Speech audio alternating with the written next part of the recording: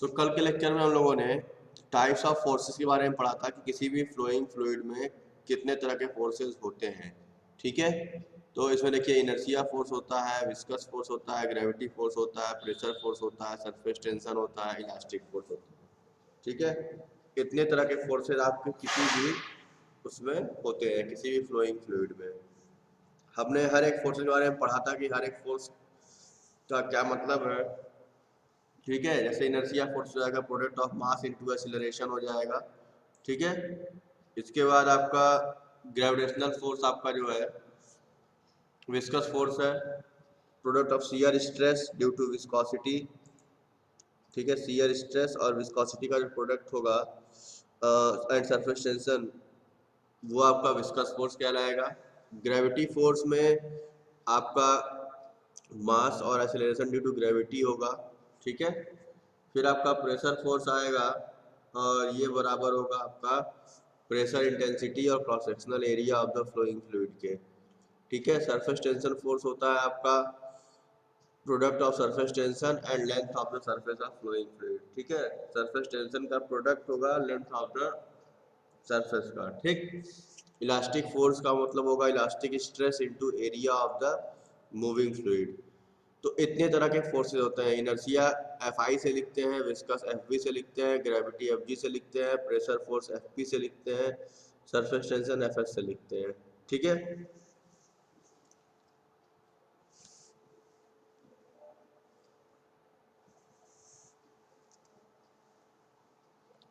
तो इसके बाद आपका नेक्स्ट टॉपिक आता है डायमेंशनलेस नंबर का। ठीक है,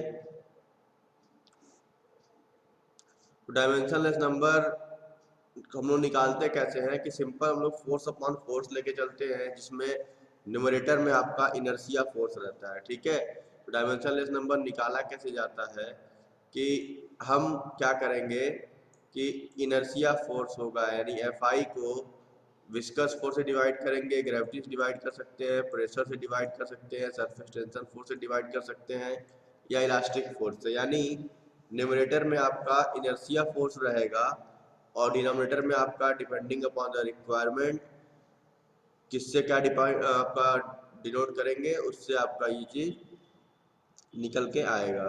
ठीक है,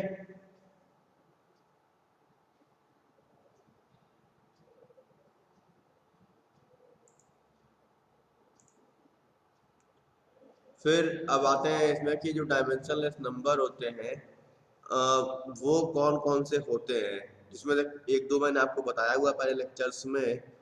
ठीक है,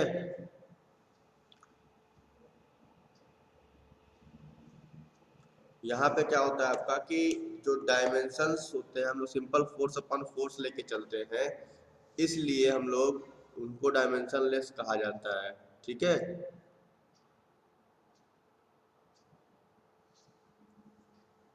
तो स्टार्ट इसमें देखते हैं। पहला आपका है रेनॉल्ड्स नंबर।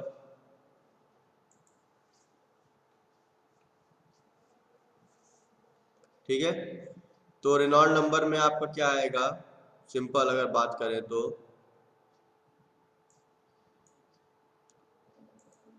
रेनॉल्ड नंबर में आपका आता है simple ratio of inertia force to viscous force. ठीक है, इनर्शिया फोर्स से विस्कस फोर्स का ये रेशियो होता है। ठीक, अब इनर्शिया फोर्स से विस्कस फोर्स का रेशियो है तो निकलेगा कैसे। ठीक, तो इनर्शिया फोर्स मैंने बताया था, इनर्शिया फोर्स होता है मास इनटू एक्सीलरेशन।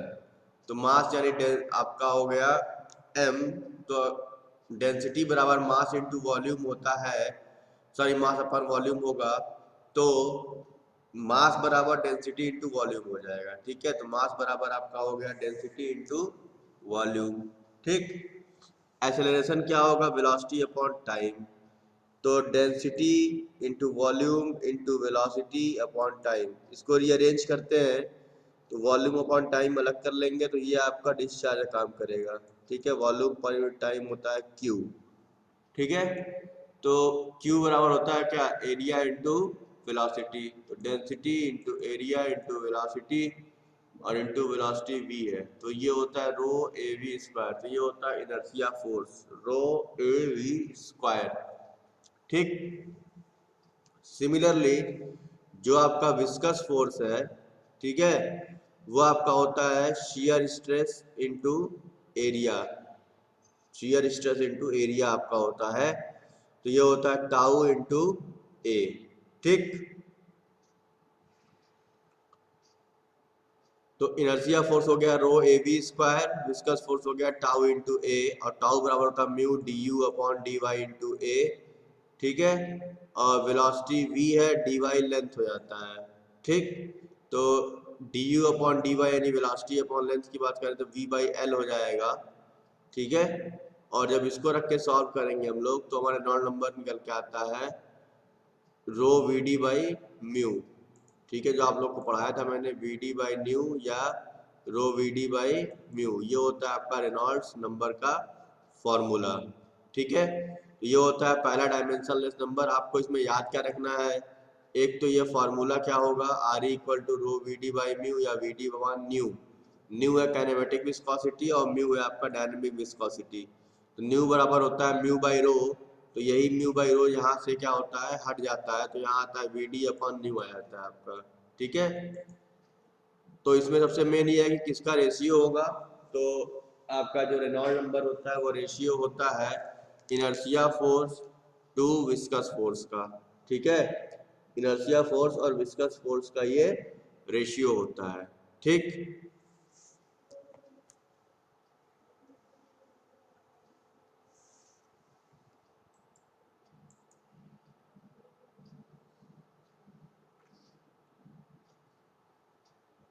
इसमें कोई दिक्कत किसी को?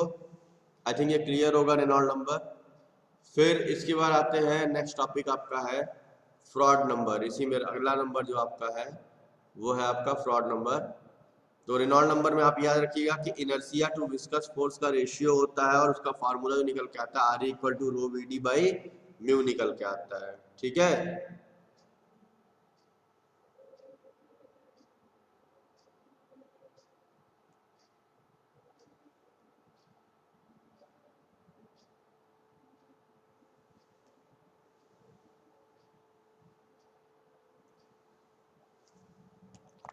और अब इसमें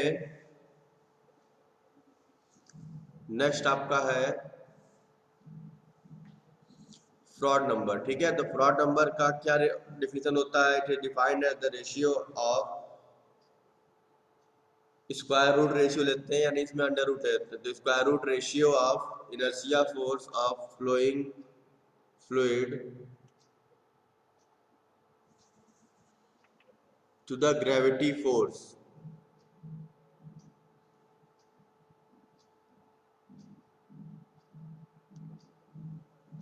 ठीक है। तो यानी रेनॉल्ड में क्या था कि केवल रेशियो था आपका किस चीज का, सिंपल रेशियो आपका था inertia force to gravity force. यहाँ क्या है, sorry viscous force. Froude number में क्या है कि स्क्वायर रूट रेशियो लेते हैं inertia force to gravity force का। ठीक है। यहाँ देखिए एफ पी जो आपका होता है ये होता है इनर्शिया फोर्स, एफ जी होता है ग्रेविटी फोर्स। तो inertia force to gravity force का ये रेशियो होता है। ठीक है। और अंडर रूट में रहता है ये। ठीक है। तो इनर्शिया आपने निकाला है rho A B square. Gravity force में क्या होगा, mass into acceleration due to gravity. Mass हो गया डेंसिटी इंटू वॉल्यूम, और ये हो गया जी। ठीक है। तो रो एल क्यूब इंटू जी, एल क्यूब यानी वॉल्यूम एरिया इंटू लेंथ होगा रो ए एल इंटू जी। जब इस फॉर्मूले को रखेंगे तो ये आपका आएगा under root v by l into g या under v upon under root l g. ठीक है। ये आपका प्रोसेस है पूरा। ठीक। अब इसमें आते हैं यूलर्स नंबर के ऊपर। अगला नंबर है फ्रॉड नंबर में क्या होता है, square root ratio of inertia force to gravity force, और फॉर्मूला क्या होता है F E is equal to v upon under root l into g. ठीक। इसके बाद आपका टॉपिक है Euler's number EU। It is defined as the square root ratio of inertia force of flowing fluid ठीक है। तो EU equal to FI upon FP होता है अंडर रूट में inertia force to pressure force. ठीक है। तो EU is equal to under root FI upon FP। ठीक। यानी आपका जो यूलर नंबर हो जाएगा वो आपका स्क्वायर रूट रेशियो होगा इनर्शिया अपॉन प्रेशर से। तय रखिए रेशियो किसका होगा। तो पहला रेनॉल्ड नंबर था इनर्शिया अपॉन विस्कस, दूसरा स्क्वायर रूट रेशियो था इनर्शिया अपॉन ग्रेविटी, तीसरा यूलर नंबर है तो square root ratio of inertia upon pressure. ठीक है। प्रेशर होता है P इंटू ए और इनर्शिया आपको पता है रो ए वी स्क्वायर। तो EU निकालेंगे तो आ जाएगा आपका V upon under root P by rho, V upon under root P by rho. तो ये होता है आपका यूलर्स नंबर।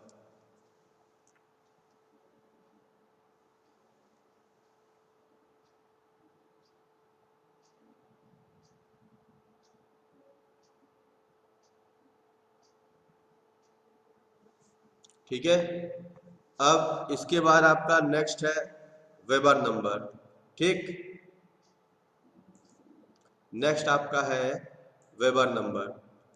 तो वेबर नंबर में क्या है आपका, it is defined as the square root ratio of inertia force to the surface tension force. तो वेबर नंबर में क्या होता है, square root ratio of inertia force to the surface tension force, यानी FI अपॉन FS होगा under root में inertia force आपका होता है rho A V square, surface tension force क्या होता है सिग्मा इंटू एल। ठीक है। तो rho A V square upon sigma into l रखेंगे तो जो वेबर नंबर का फॉर्मूला निकल के आएगा वो आएगा V upon under root rho by sorry sigma by rho into L, V upon under root sigma into upon rho into L. ये होता है आपका वेबर नंबर। तो इसमें क्या निकल के आ रहा है, inertia to surface tension force लेके चल रहे हैं अंडर रूट में। ठीक है। ग्रेविटी वाला फ्रॉड नंबर में था। ठीक है। सरफेस टेंशन हो गया आपका वेबर नंबर में, प्रेशर हो गया यूलर्स में। ठीक है। उसके आते हैं मैच नंबर। ठीक है। मैच नंबर क्या होता है, square root ratio of inertia force to the elastic force. यानी हम इनर्शिया फोर्स और इलास्टिक फोर्स का स्क्वायर रूट रेशियो लेंगे तो हमको मिलता है मैच नंबर। ठीक है।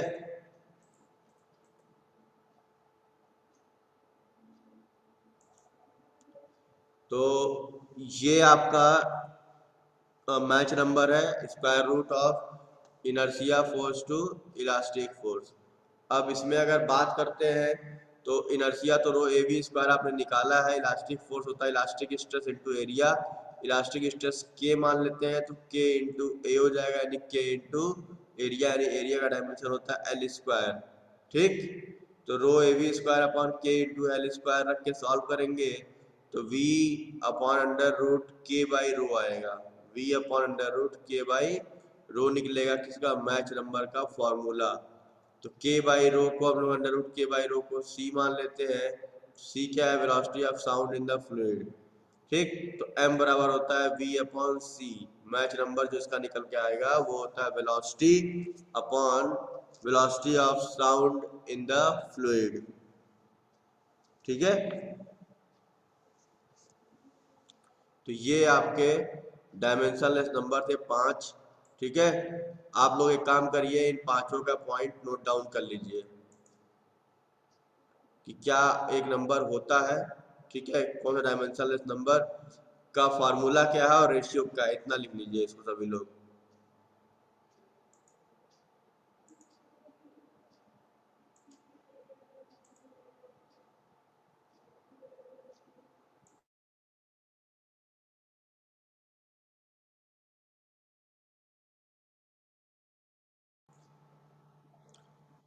तो देखिए मॉडल लॉ या सिमिलरिटी लॉ क्या होता है, सिंपल आपका कि जो भी हम लोगों ने एनालिसिस की हुई है, जो भी हम लोगों ने एनालिसिस की हुई है मॉडल लॉ और सिमिलरिटी लॉ में, जैसे कि जो मॉडल और प्रोटोटाइप है, अगर हम उसमें फोर्सेस का रेशियो निकालते हैं, ठीक है।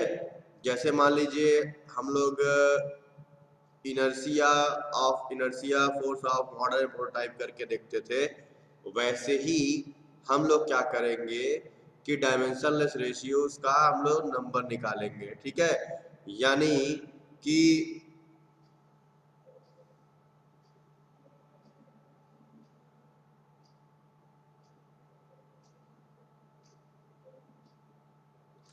तो बेसिकली तीन तरह के हम लोग, जो मैं कहना चाह रहा हूँ कि हम लोग सिमिलरिटीज पढ़े थे, ज्योमेट्रिक सिमिलरिटी, काइनेमेटिक सिमिलरिटी और डायनेमिक सिमिलरिटी। तो फोर्स वाला टर्म आता था डायनेमिक सिमिलरिटीज में, ठीक है। तो जो डायनेमिक सिमिलरिटीज के अकॉर्डिंग जो मॉडल डिजाइन होते हैं, ये लाइन इंपॉर्टेंट ध्यान दीजिएगा, डायनेमिक सिमिलरिटीज के अकॉर्डिंग, ठीक है, the law on which models are designed for dynamic similarities are called model law और लॉ ऑफ सिमिलरिटी, ठीक है। जिस लॉ के अंतर्गत यानी जिस नियम के अंतर्गत कोई भी मॉडल आपका डिजाइन होता है डायनेमिक सिमिलरिटीज के लिए, उसको बोलते हैं मॉडल लॉ और similarity law, law of similarity, ठीक है। तो रेनॉल्ड्स मॉडल लॉ पहला आता है, दूसरा होता है फ्रॉड मॉडल लॉ, यानी जितने नंबर आपको पढ़ाए गए हैं उन सब के ऊपर कहीं न कहीं आपका एक लॉ जनरेट किया गया है। Reynolds model law, frauds model law, Euler's model law, weber model law और मैच मॉडल लॉ। समझ में आ रहा है? Reynolds model law, fraud model law, Euler's model law, weber model law और मैच मॉडल लॉ। यानी हर एक डायमेंशन नंबरलेस नंबर पे आपका अपना एक लॉ दिया गया है, ठीक। तो अगर रेनॉल्ड मॉडल लॉ की बात करते हैं तो रेनॉल्ड मॉडल लॉ वो होता है कि जिसमें हम रेनॉल्ड नंबर का यूज करते हैं, ठीक है।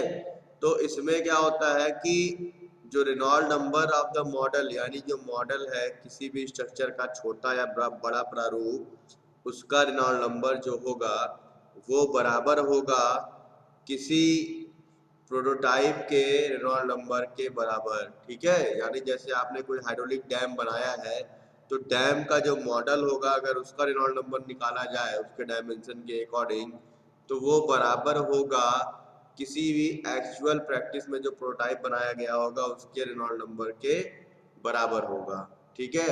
और इसी को बोलते हैं Reynolds model law.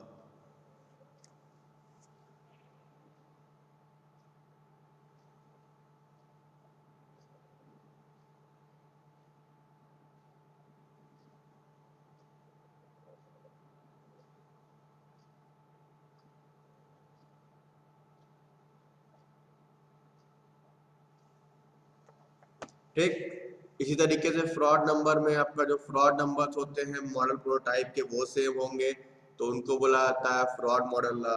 Similarly Euler model law में क्या करते हैं हम लोग, मॉडल और प्रोटोटाइप का हम लोग यूलर्स नंबर निकालते हैं और फिर उसमें सिमिलरिटीज देख करके चेक करते हैं। जैसे यहाँ पे देखो रेनॉल्ड वाले में क्या किया गया है, सिंपल कि हम लोग रेनॉल्ड नंबर निकाल रहे हैं, रो वी डी अपॉन म्यू या रो वी एल अपॉन म्यू, जो भी आपका फार्मूला आया था उसके अकॉर्डिंग हम इसको रेशियो निकाल रहे हैं, ठीक। ठीक है, तो इन रेशियो को रख करके हम लोग उसको सॉल्व कर रहे हैं, ठीक। और स्केल रेशियो में डेंसिटी अपॉन डेंसिटी का डेंसिटी आर हो जाएगा, जैसे यहाँ पे सब लिखा हुआ है टर्म। तो ये सब आपके स्केल रेशियो हैं, वी आर यानी एल आर, डेंसिटी आर यानी density of prototype on model, prototype velocity upon model velocity, इस तरीके से सब लिखा हुआ है, ठीक है। तो ये सारी चीज़ें आपका एक तरीके से मॉडल लॉ के अंतर्गत आती हैं कि इन सारी चीज़ों को हम लोग स्टडी करके इनका रेशियो निकाल लेते हैं, ठीक है। अब स्केल रेशियो निकालेंगे तो टाइम स्केल रेशियो क्या होगा, वेलोसिटी इक्वल टू होता है आपका, ठीक है, डिस्टेंस अपॉन टाइम। तो टाइम बराबर हो जाएगा डिस्टेंस अपॉन वेलोसिटी, ठीक है। इस तरीके से टाइम स्केल रेशियो निकलता है, वैसे एक्सेलरेशन स्केल रेशियो निकलता है, ठीक। सिमिलरली आपका फोर्स स्केल रेशियो निकलता है m × a, ठीक। सिमिलरली डिस्चार्ज निकलता है। तो मतलब कहने का ये है कि जिनका जिनका रेशियो निकालेंगे वो उनके स्केल रेशियो होंगे। ऐसे टाइम का स्केल रेशियो होगा, एक्सेलरेशन का एक्सेलरेशन स्केल रेशियो, फोर्स का फोर्स स्केल रेशियो, डिस्चार्ज का डिस्चार्ज स्केल रेशियो।